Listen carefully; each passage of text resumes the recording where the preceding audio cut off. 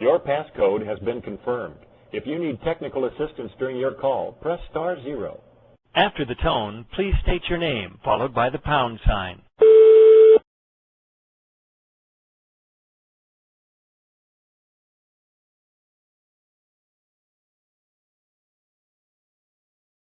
I'm sorry, we did not get your name. After the tone, please state your name, followed by the pound sign.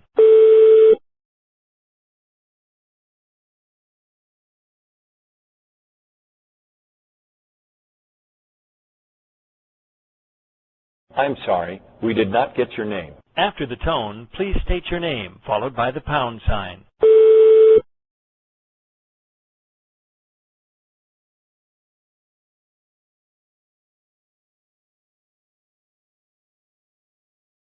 This conference is in silent mode. There are 16 parties in conference, including you. Graduate Field Research Training Program at the Institute for the Study of Social Change.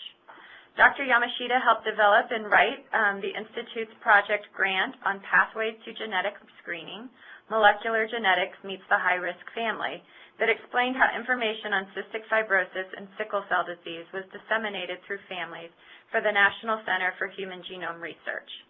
Dr. Yamashita collaborated with clinicians and researchers at the National Sickle Cell Disease Program on how to bring behavioral and social science research perspectives into the larger clinical research enterprise, considering analytic perspectives, methods, and building networks to further the effort. Using many of the lessons learned from sickle cell, Dr. Yamashita helped put in place many core elements of the Comprehensive Thalassemia Program model at Children's Hospital and Research Center of Oakland. This led to his work with the Thalassemia National Advocacy Group, Cooley's Anemia Foundation. In 2004, Dr. Yamashita formally joined the renewal effort of the Thalassemia Clinical Research Network, and he wrote the network's quality of life protocol that was explicitly designed to use instruments to address patient adherence. I'd now like to turn the presentation over to Dr. Yamashita, so if I can ask you to please unmute your line by pressing *6. Hi, we can hear you. Go ahead. Thank you. Great. I'd like to thank CDC for actually allowing me to do this. And next slide, actually.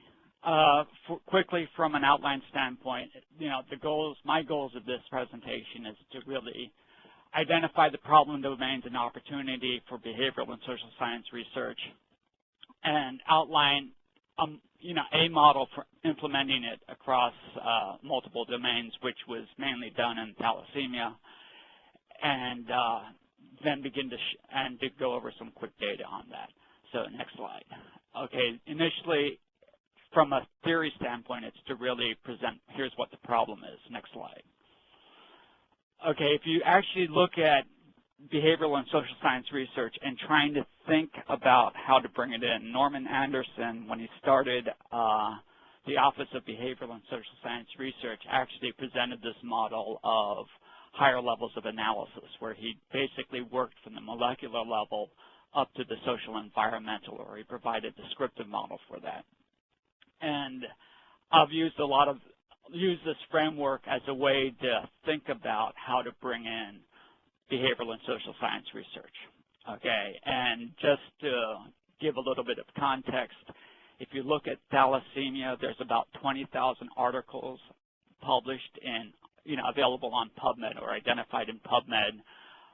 There's only about, if you take a close look and analyze the articles, there's about 1.3% of them, or 248 articles, are actually behavioral and social science research. Here's another way to think about, behavioral social science research. If you do a search for quality of life and thalassemia, you come up with 217 articles, but only about 20% of them actually deal with actual quality of life. A lot of them are, especially if you look at the pharmaceutical articles, they talk about if we develop this drug, it's going to help patients' quality of life. There's no definition, and part of one of the goals is how do we actually bring behavioral and social science research perspective into it. Okay, so if we, next slide.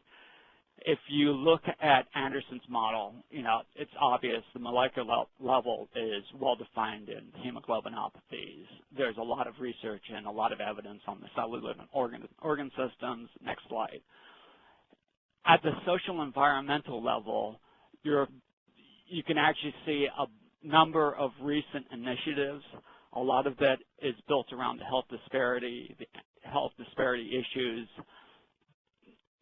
However, if you look at the level 4 behavioral and social science research, or behavioral and psychological level, there's essential silence. Next slide.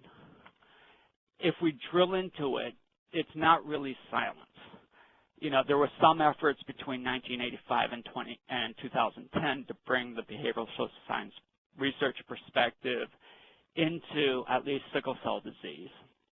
Okay, we do know that NHLBI did try to make an effort to at least flag that the perspective was important. But, in practice, it was really unfunded. And, when I joined in 1980, 1990, there was really only 5 people working on behavioral social science research in any type of focused, disciplined way. In reality, there was no funding, which meant there was little to low output. Next slide. And if we try it, in terms of looking back and thinking about the lessons learned, it's what happens when behavioral and social science research is considered ancillary. It really is secondary. It's not primary. Again, if you take a look at the types of articles, at least in sickle cell, which were published during this period, you see some efforts to actually implement the science of measuring behavioral social science research domains. That was mainly Kofi Annie and Christy Woods. A lot of that came out of broader discussions at the national meetings. And what's also really interesting, if you really listen to the hydroxyurea discussions, mainly around why don't patients use hydroxyurea, it's amazing about how the conversation or the discussions have been more or less the same for the past 20 years. And there is really and a lot of that discussion is actually not informed by behavioral and social science research. Okay? And so to a large extent, they are not saying anything new. Again, if you look at the behavioral and social science research side from OBSSR, their first conference, they invited a bunch of really good social scientists to present. None of them actually tied any of their stuff to clinical data. And so you had, great talks on, really big numbers, but little clinical relevance. Next slide. Okay. And it's really beginning to try and think, how can we use behavioral and social science research in some type of way which makes it actually relevant for the clinical enterprise. Next slide. So if we really begin to take a look at Norm Anderson's model, and you look at another discussion which I think is beginning to happen at NIH, the notion of big data.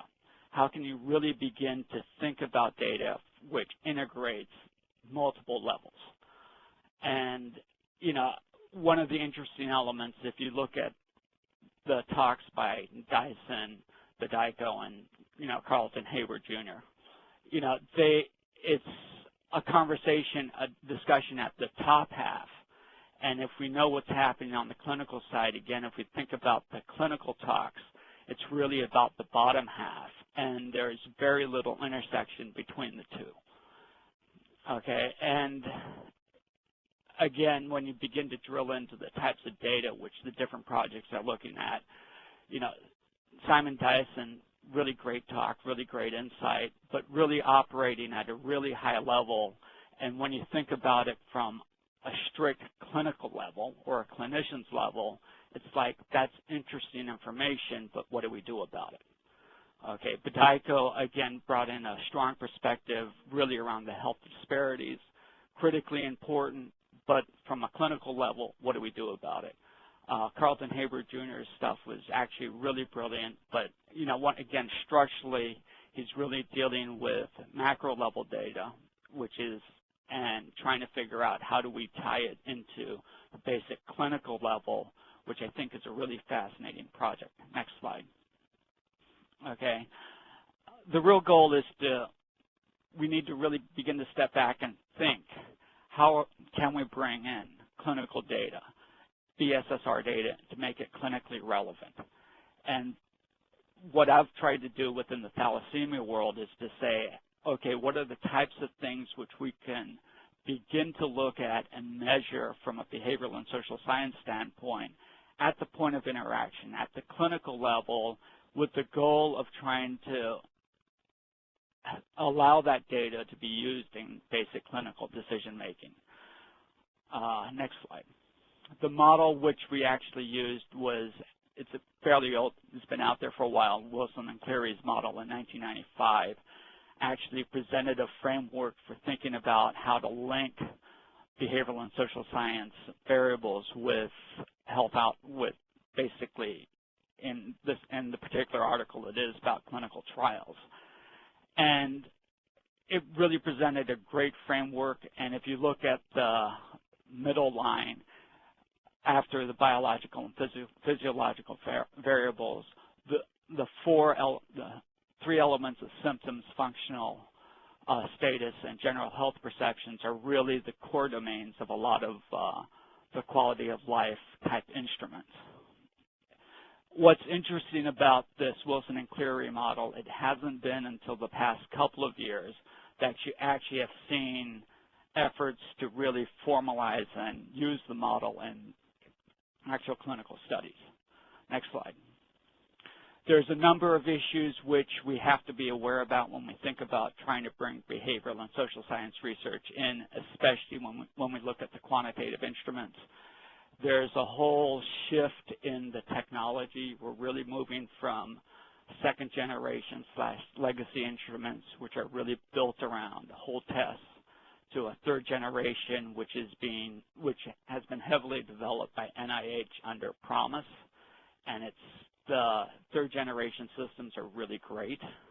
The trouble is there's a lot of current and past studies which are using generation 2 instruments, and trying to figure out how they're comparable has yet to really be worked out. And so that's one of the really big issues.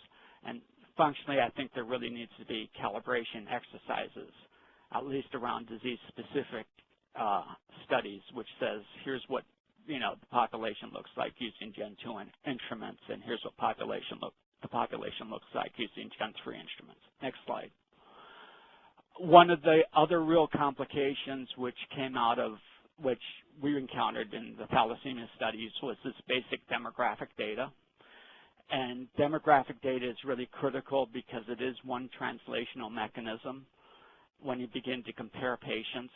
Generally in clinical medicine and a lot of the clinical research studies, the demographics is used as a method to translate down. So you're trying to drill into, starting with some type of general patient demographics, trying to drill into, lower levels of analysis such as molecular characterization, et cetera. However, in doing that, there's been not a lot of rigorous thought in terms of how this begins to apply when you look upwards.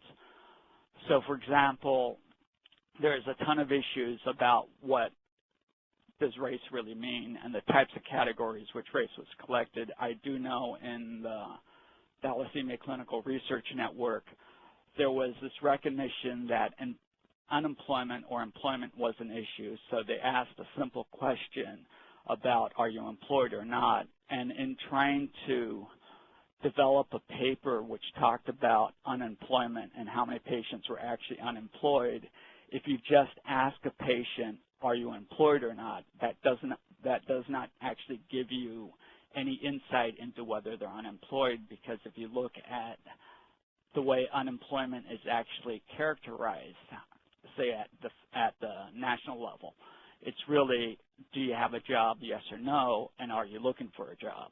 So if you're not looking for a job, if you're not working and you're not looking for a job, you're not unemployed. And there really needs to be some type of framework or something or some type of standards for here's the type of demographic questions which need to be asked. And a lot of that is, and it's really thinking about those questions in terms of relationship to the census, et cetera, which allows us to really begin to wonder how clinical data can be translated up and across to other clinical sites. Next slide. Okay, and so this is more or less the same. Next slide. So the real big question is, what can these data begin to tell us? And in the thalassemia longitudinal cohort study, which was done between 2008 and 2010, I'm going to present some of that data, and I really need to acknowledge Felicia Trachtenberg at New England Research Institute, who did a lot of the statistical work. Next slide. Just for some context, because it's always kind of irritating, when we developed the studies, the behavioral social science research studies in thalassemia, we were really focused on adherence. And we do know from a lot of data that adherence is the fundamental cause of early patient death in thalassemia. However, from a straight ICD notion, you cannot die of non-adherence. You die of other things. But we do know that non-adherence is a critical issue. What's also really important is you have a lot of clinicians talking about it, the lack of patient adherence. But they don't know really what it is. They just say it's an important issue, we have to deal with it. Then you actually see that there is no effort to actually fund studies to actually address adherence, which was particularly frustrating. So the opportunity in working with TCRN was how can we actually begin to develop measurements of adherence. Okay, and from that we developed the analytic model, which was Wilson and Cleary, and then we did a whole analysis of available instruments with the whole goal of trying to come up with some way to provide formal measurements across discrete patient populations. Also being very clear that in order to interpret a lot of the numbers, you also needed to have decent qualitative data. Next slide. Okay. And what was interesting is the discussion about trying to bring these instruments on led to a lot of critical questions, and in fact, a really interesting discussion about why should we use these instruments. The outcome of it, in hindsight, you see a lot of the core quality of life instruments which we're using actually gets deployed as part of Novartis phase 3 studies. The discussion happened in 2005. By 2006, you start seeing publications coming out in other countries.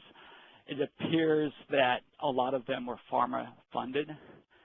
And in our own efforts, we began to also explore unfunded studies in sites which were more difficult to reach, really as proof of concept of can we begin to collect these types of data in thalassemia. Next slide. And just for a quick summary of the instruments which were deployed in the TLC was for symptoms, we deployed the Hospital Anxiety and Depression Scale, or HADS. For beliefs, we use Beliefs About Medicine Questionnaire. That's actually a really critical instrument. If you look at Rob Horn's work in the UK, there's a recognition that beliefs, how patients believe, what they believe about their medicines, actually is a strong indicator of whether they'll use them or not. We then use the standard health outcome instruments, SF36 and CHQ. We'll get into that in a second. Okay, and then we'll publish stuff between 2010 and 2012. Next slide. Okay, the data which I'm going to talk about really comes out of the SF36 version 2. The real reason for that is it's the de facto gold standard in quality of life studies. There's a number of studies which came out really quickly, again in 2008 in Italy and the UK. Recently, if you look at publications in the past 2 years, there's a slew of SF36-based studies coming out from across the globe on thalassemia. So it's actually a really great type of tool to then begin to do this comparative of, can we really get a sense of what's going on with patient outcome. Next slide.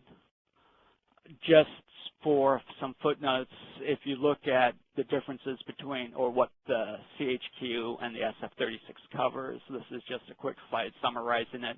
The reason why if you look at the pediatric instruments, there's really two key instruments. There's the CHQ and the PEDS-QL. At the time, we actually chose CHQ because it covered essentially attempted to measure elements of the parent domain, which at the time when we were looking at these instruments, the PEDS-QL was just beginning to roll out. So we went along with CHQ. If you actually look at quality of life instruments, PEDS-QL is actually the more commonly used instrument today. Next slide.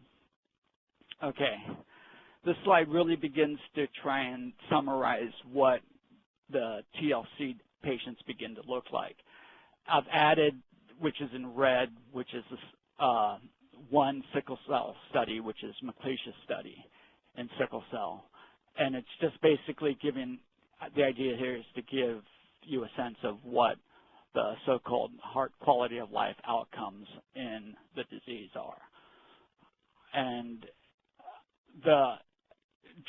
what you end up seeing is the markers, the little black points really show that, as expected, as you age, quality of life goes down, and there's some interesting differences. Again, I really don't, the real goal here is just to present. You can get this data. Here's what this data looks like. Next slide. Okay, if you begin to compare the TLC studies, the U.S. studies, to the Italian studies, there's really two Italian studies, and that's shown in terms of the bars. The diamonds are actually what the TLC data looks like. And it's, again, you can begin to do some comparisons of differences in the patient population. Actually, I mean, the diamonds are actually the average. Next slide.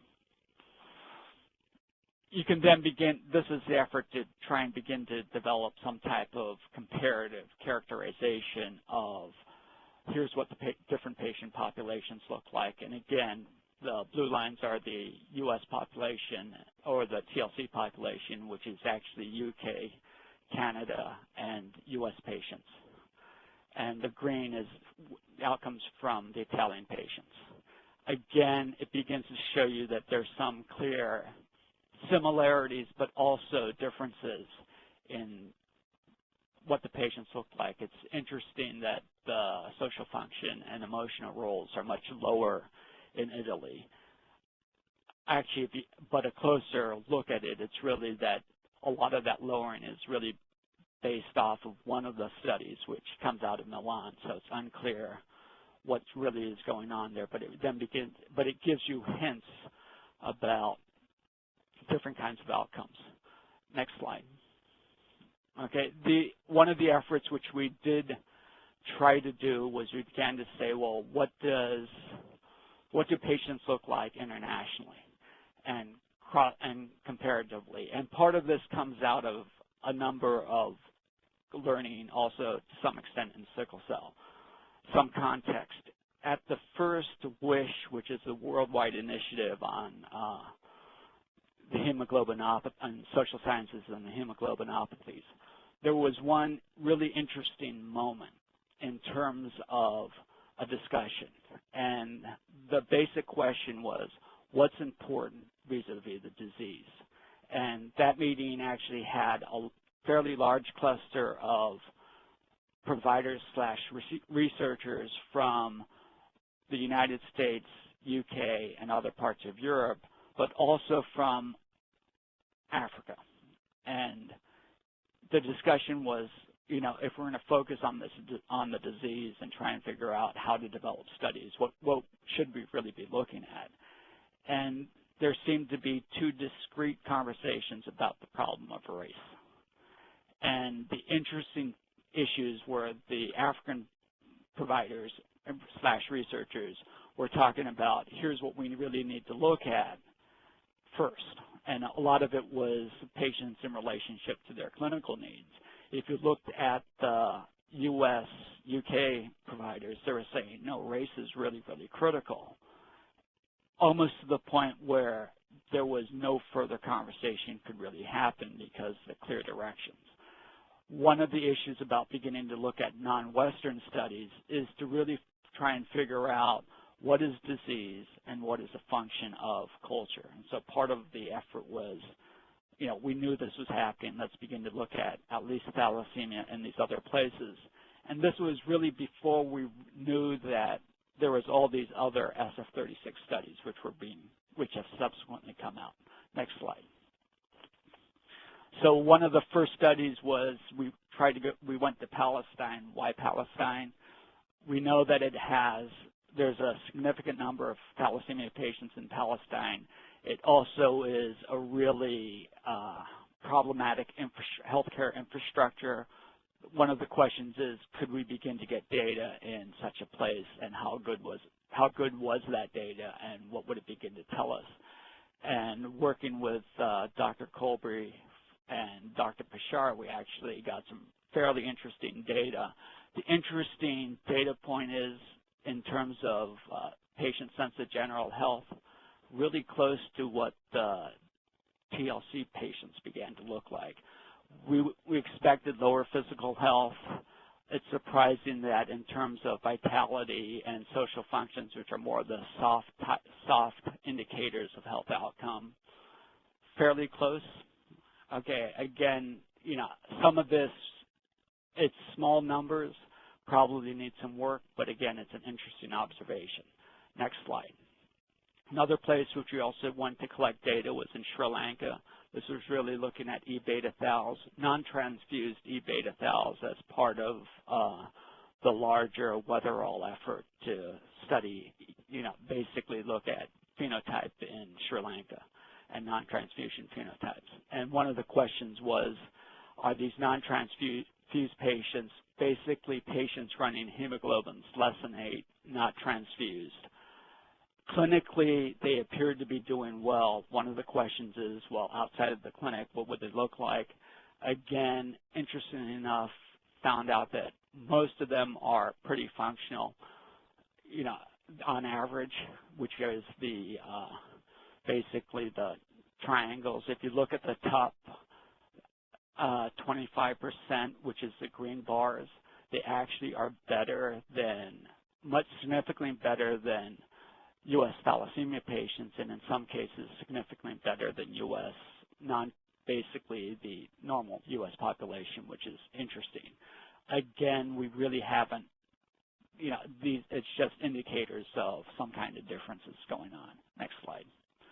Another one was an effort in Kolkata, which is still ongoing. It's trying to begin to look at what patients are. These are basically transfused patients who do not have access to a chelator, and what was happening in Kolkata, they actually got some small funding where they could take a subset of their patients and offer them complete services. So those are the ones you see in yellow. The ones in gray, green are basically their regular population, which basically have access. They really only have access to blood. And, there are, again, some surprising types of outcomes where, in terms of, as expected, the patients with access to chelators and drugs appeared to be doing better,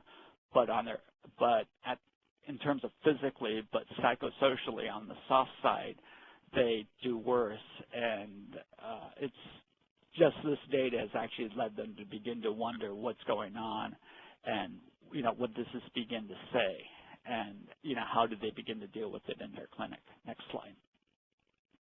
Again, we can begin to develop some type of characterizations comparing, say, TLC data to non-Western thalassemia data here, which is what we do. Again, the interesting one is how general health is pretty close, and general health is really an indicator of subjective well-being, and that at least the sense of well-being seems to be pretty consistent in thalassemia patients. Okay, next slide. Okay, and there's actually one error on this slide. It's actually at the very end. The general health data is really, it's not much lower, and so that should be corrected. Next slide.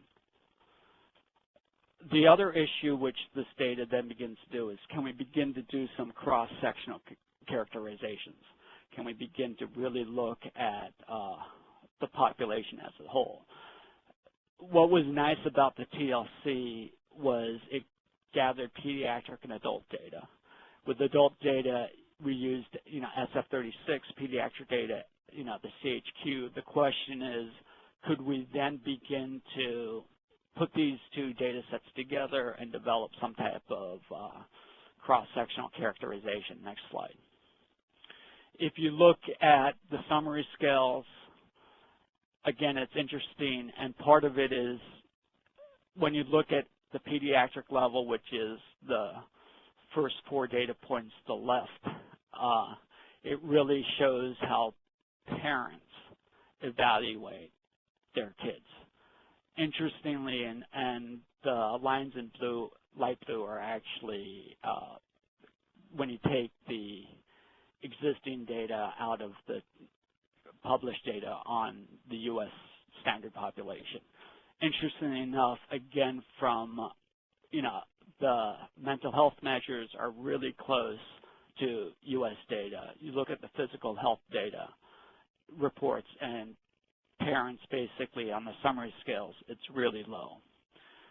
Again, there's some interesting observationally in terms of how close the perceptions of patients in terms of their mental health or their psychological health and their physical health are pretty much the same until age 25 to 34, then something happens. Next slide. This was an effort just to see, are there differences by gender? The red line is gender, the blue line is, red line is female, blue line is male.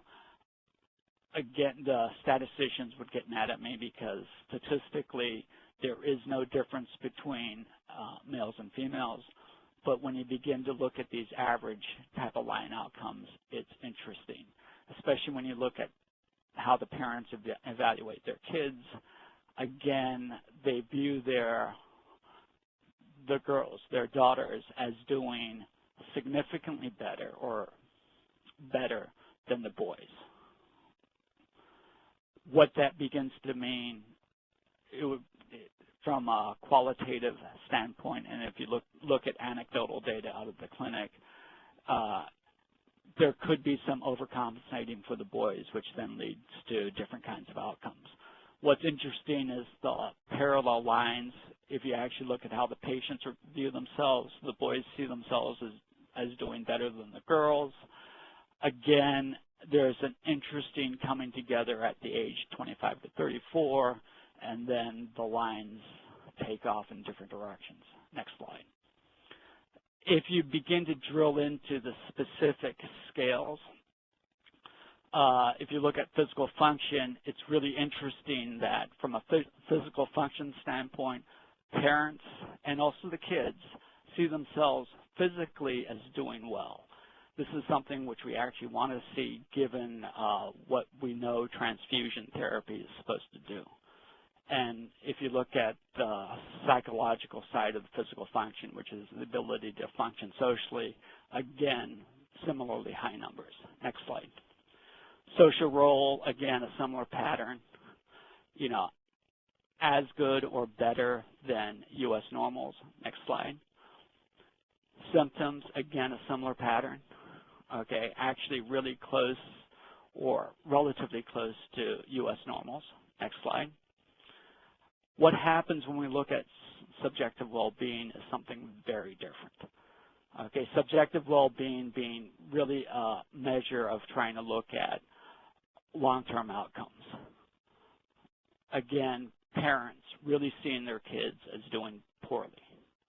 Even though they're physically functioning well, they don't have a lot of pain, they're socially functioning, they're all of their behaviors are quote-unquote close to normal. They view themselves as their subjective well-being being really low. Again, when you begin to look at how the kids view themselves, which is that 14 to 17 age mark, it's a gap from,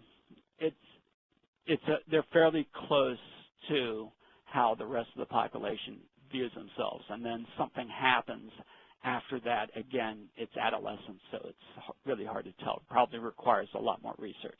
Next slide. Okay, from a standpoint of a pediatric standpoint, the data really shows, how parents, how patients clearly impact, their parents, and that relationship really clouds certain dimensions of of what goes on.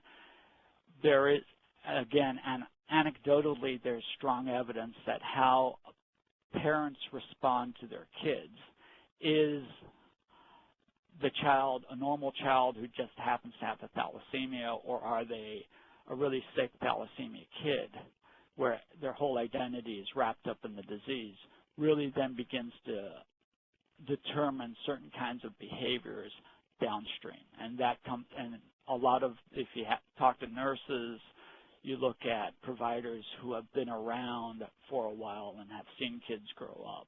That's one of the dynamics which seems to be apparent in the evidence. Okay, and again, what happens at the adult level, there seems to be some type of outcome. The interesting part about the 25 to 34 age framework is that's where a majority of deaths happen. So the lines after 25 and 34 are the survivors, are the people who actually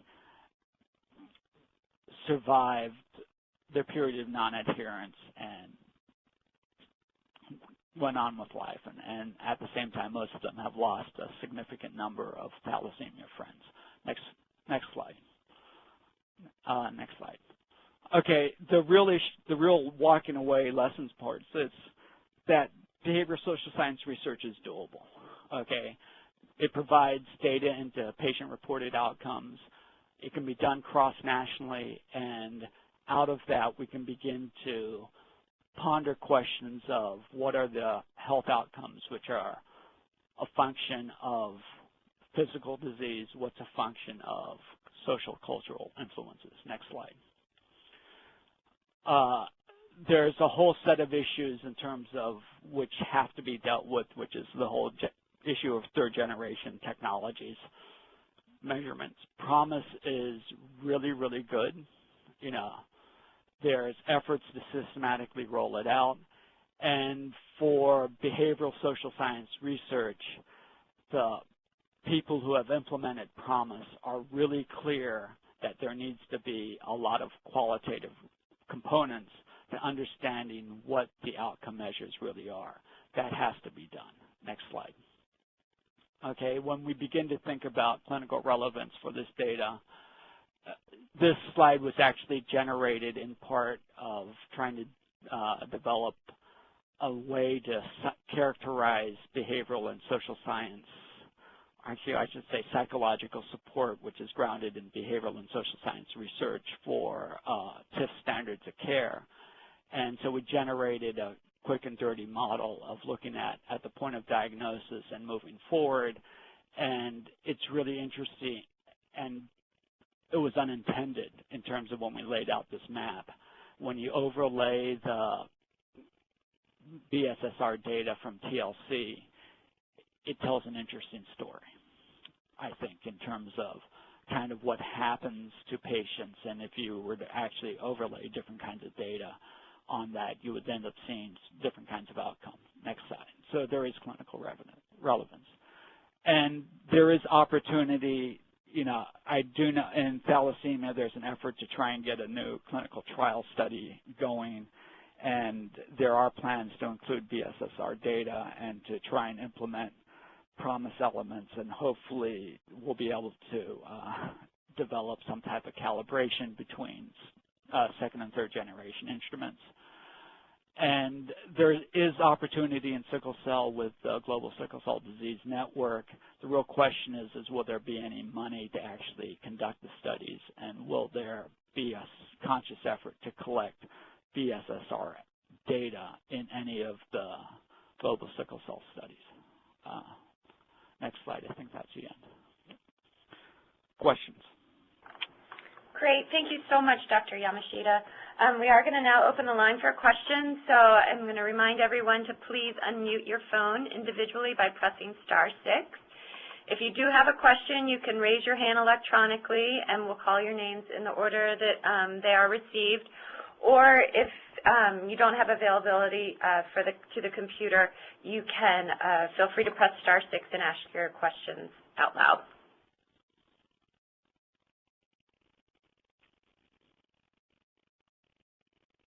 Any questions from the audience? I know this is a lot of wonderful, wonderful material.